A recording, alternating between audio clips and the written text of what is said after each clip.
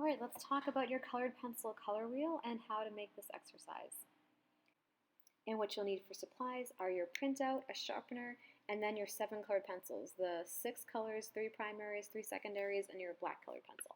And let's do a quick review of the 12-step color wheel. We have the primaries, red, yellow, blue. We have the secondaries, green, purple, orange. And then lastly, you have your tertiary colors. That's when you take a primary and a secondary, like purple and red, and you mix them together to get red, purple, and you mix them in equal parts. And the other thing you can see here is we have all of our values. The outer rim is our shade, then we have our hue, next is our tone, and lastly is our tint.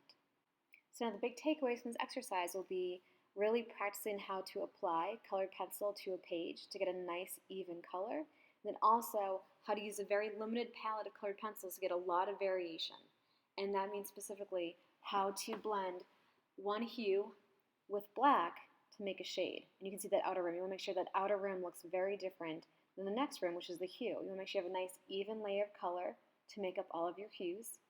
Then you want to make sure you can make a little bit of gray with your hue to make your tone. And lastly, you want to have white plus your hue to make your tint. So all those loops should look different, just like this example does. That's going to be your other main goal.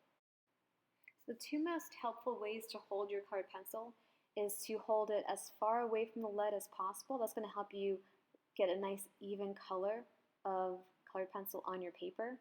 And the other way you can hold it is closer. See how I just moved my hand up a little closer to the tip of the pencil? That's called burnishing. And that can help you get a little more pressure when you need it. And still they'll get an even color. You kind of don't really want to work with your pencil directly up and down because that'll get you a lot of harsh lines and that will not help you get even colors, which is what you're after. Now the other thing you want to think about is the layering your colored pencils, and you want to practice doing that. So to make your tertiary colors, you'll want to add a layer of your primary. For this one, this is blue-green, so I'm adding a layer of blue. But you also want to have a layer of green, a layer of black to get the shade, but it's definitely not going to be just one of each. You'll have to go back over and over and build up those layers kind of gradually. That's going to give you the best impact. Now to make your tone, that's your hue plus gray, but you're not given a gray pencil. That's because I want you to practice using your black pencil with very light pressure to get a gray base. So practice having that light base of gray, and then go ahead and add your different hues, whatever they need to be. And for your tint, same thing, you're not going to be given a white pencil. I want you to practice having the lightest pressure possible to see if you can get a big difference between the hue and the tint.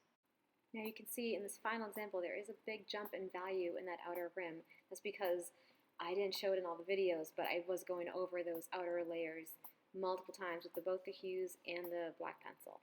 So have fun with it, and can't wait to see what you guys do.